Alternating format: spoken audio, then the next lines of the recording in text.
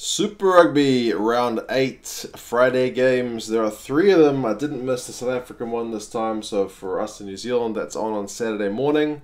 But it is 3 Friday games, an all New Zealand affair, an Aussie South Africa match, and then an all South African derby. So yeah, teams kind of at different ends of the table. Needing results for different reasons, but hey, it should be an interesting weekend of rugby. In the first one, the Highlanders hosting the Hurricanes. The Highlanders, their record's not looking all that flash at the minute. I mean, it's not their fault that they had a game cancelled against the Crusaders, but just 2 wins and then 4 games which were not wins, I suppose, is not ideal. And the Hurricanes, man, last week against the Crusaders, they were just brought right back down to earth. I mean, a lot of you guys have mentioned in the comments that in a fair few of their games, they haven't looked all that flash. You know, there've been patches where they've been really looking good, but yeah, against the Crusaders, it was, I guess, a bit of exposure as to where they're at. But yeah, they need to improve big time, and this is a chance for them to do that. It's another week. It's another New Zealand team, so it doesn't get a whole lot easier. Going to Dunedin to get a win is pretty tough stuff. But hey, I guess we'll see what happens. In terms of the lineups, the Highlanders have got Matt Faddis on the wing this week because Waisaki Naholo, he is unavailable. Hamilton is in at number 9 because Aaron Smith is injured. And Rob Thompson's come back. He's on the bench. Liam Squire is still out. So it's still a pretty strong looking team. They're keeping with Marty Banks as their kind of preferred number 10. There's still All Blacks all over the shop, but I suppose when you look at kind of Aaron Smith, Waisaki Naholo, Liam Squire being out, that's a fair bit of kind of top line All Black talent to be missing. So yeah, it's not the easiest run that they're on at the moment. Walden and Buckman are in the midfield. Whitelock's still there. Shannon Frizzell's been one of their kind of more outstanding players, so we'll see how he goes because he's going to be in a big battle against another guy kind of vying for that number 6 jersey in the All Blacks in Vaya Fafita, who's playing for the Canes. Geordie Barrett has got another positional switch. This time he is in the 13 jersey, so this season he has played fullback, right wing, and second 5 or inside centre. And now he's at 13, so centre or outside centre. It's a mixed bag for him. As much as he talks about just wanting to play wherever he's needed, I think, you know, still 12 is where he's got his eyes on.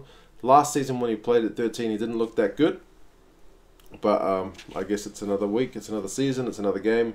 It's another chance for him. He's got Nani Laumapi inside him. That guy's been in blockbusting form and is going to be kind of tough to dislodge from that number 12 jersey. Although he's still got his critics about his distribution, about his defense. So yeah, I guess we'll see. His tackle count is never the highest, like a kind of Goodhue style player. But anyway, Hussein is in on the right wing. He's been in good form the games that he's played. Ben Lamb's still on the left wing, got a wee bit exposed last week, so he will be looking to kind of bounce back. He's not managed to recapture that same form from last year. Tia, who did make a mistake in last week's game, overall you'd say he's still been one of the good additions for the Canes. He's there. There's still no Dane Coles. He's out with a calf injury. But yeah, again, it's still a pretty strong-looking Canes team when you look at Adi Savia, Vaya Fafita, yeah, TJ Perenara, Broden Barrett, man. All Blacks galore in this game, but yeah, I mean, the Hurricanes probably need to get that win to keep up with the Satyrs, but the Highlanders could probably use it more. The Canes are actually the favourites for this one, but by a solitary 2 points, so yeah, not a whole lot in it. In the next one, the Reds are hosting the Stormers. The Reds were on a bit of a good run. They had 2 good wins over the Sunwolves and the Brumbies, and then it came to kind of an abrupt end against what should have been a travel-weary Rebels side. Yeah, and they got well beaten, so their record is 2 wins and 4 losses, so yeah, again, at the wrong side of the ledger. The Stormers aren't quite doing so bad. Their record's at evens, 3 wins and 3 losses, but they have lost their last two games on tour, both in New Zealand, so now they're across the ditch in Australia, and really could use an away win on tour. And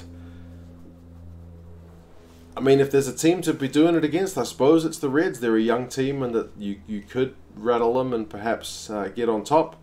But again, as a lot of you guys have pointed out, the Stormers' attack has not been looking that fluid. They couldn't score a single try against the Blues, and the Maul has been largely responsible for some of their tries, so they still haven't managed to kind of find that attacking flair which they have had in past seasons. So for the Reds, there's a pretty stable lineup. Sef Naivalu is an interesting shift. He's in at number 13, so another guy who's been moved from the wing into the centres.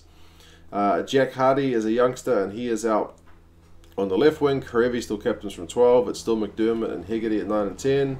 JP Smith, Ron Smith, and Paenga-Amosa still that front row. So Salakai Aloto is in the number 6 jersey this week rather than the second row, so he's been shifting around. For the Stormers, a few changes because there's no Wuko Low. I think he's injured from memory. There's no Etzebeth, who is injured. There's no Dan Duplessis, who's injured, and there's no Peter Steph Dutoy, who I believe has gone back for the birth of his first child. So those are a few Springbok names which the Stormers will be kind of sorely missing in this one. They've changed their whole front row. It's Malherba, Ntubeni, and Fourie in that front row. Justin Phillips is in there at number 9. Ron Nell is in at 13 outside De Allende.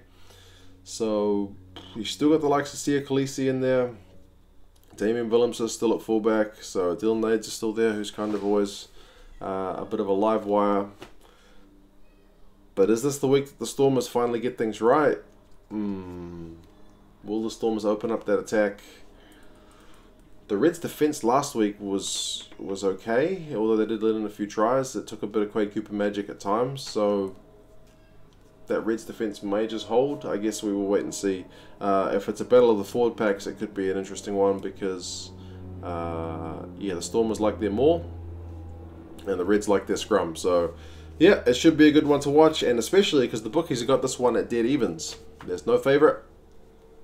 Evens, so pick that one for your Super Bro.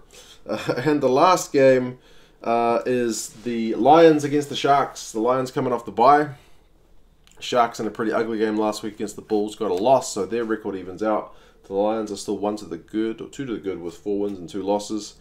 But yeah, I mean, it's good for the Lions coach, Swister Brain, who's had his contract extended for I think a couple more years, so that's kind of good for a bit of stability in that Lions camp because, you know, he's not been there that long, and he's done all right. Made a Super Rugby final, inherited a pretty good team, but he's been part of the squad in terms of the coaching squad for quite a while. So it's a good kind of investment into his intellectual property that he brings, and it stays in South Africa, so that's good news. Also good for the Springboks because he's been helping out Rassie Erasmus as well. But yeah, they've had to make some changes. They've got Andreas Kutsia, who's now at fullback. Tyrone Green's moved to the wing. Apiwa Dianti is in the midfield, which I think I've only seen once before. So that will be interesting. So yeah, it's like interesting that all these games have got guys who are traditionally known for other positions playing in 13. Geordie Barrett, Sefa Naivalu, although apparently he's played NRC at centre, and then Apiwa Dianti. So it's not an easy position to master, so it'll be interesting to see how all three of those guys go. I mean, Dianti's got Mapu inside him, so experienced hand. Ron Nell's got Damien Dalende, and Geordie Barrett's got Nani Lamape, so neither of them should be kind of left at sea. But yeah, either way, it's going to be interesting. Kyle Brink's back. I think it's been a while since we've seen him play. I think he's had a pretty long-term injury, so that's good. Mana Skulman's been good all season. Sadi, Marks, and Sitole in the front row. They're going to prove tough. Ross Cronje out in Yankees. It's a pretty tough-looking Lions squad. For the Sharks, only 2 changes. Koo and Bosch comes in at fullback. It's been interesting that he's not really been starting this season. The guy definitely adds something. I mean, even at his kickoffs, where he just kicks the ball ridiculously high, he gives his chasing runners a bit of a good chance to contest for that kickoff ball, which can be a good one to win, to get the game, or to get the restarts on the right foot. But yeah, he's been benched most games. He's getting a start. Van Vuuren, is it Vuuren or Vuuren? V-U-U-R-E-N. He replaces Aka van der Merwe because he's suspended after that fight with Skelk Brits. So those are the only changes for the Sharks. Otherwise, it's a pretty stable lineup. The Sharks are just that inconsistent that you really got no idea what is going to show up. So will the Lions be a bit rusty after a bye? Potentially, will the Sharks play really well or really poorly? It is difficult to say.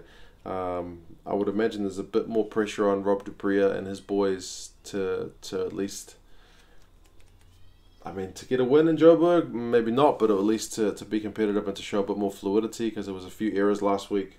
And for the Lions, I suppose they're just expected to keep on going, because they're looking like the number one team in that South African conference, which is still pretty tight. The Bulls are there as well, so it's kind of still anyone's game. But the Lions, with their record, are putting themselves on the right foot. Lions by 7 is what the bookies have got. So they are picking it to be not a comfortable big victory, but at least in terms of money, a smart money bet to put on the Lions. I guess we'll see. My daughter was yelling out as I said that. Perhaps she is a Sharks fan. We will have to wait and see as she grows up, because she can't tell me yet. Anyway, those are the games. Yeah, they're all pretty interesting for their own reasons, but I'll have to see how I can work the schedule, because that game's on a wee bit late at night, like 10 o'clock I think in New Zealand, and then I have to get up at like 6 o'clock to watch this one. If I go to bed at 12, I suppose 6 hours sleep. I could probably do that. Anyway, I should be watching these games. You guys let me know your thoughts on the games. How do you think they're going to go? And I will talk to you again soon. See you later.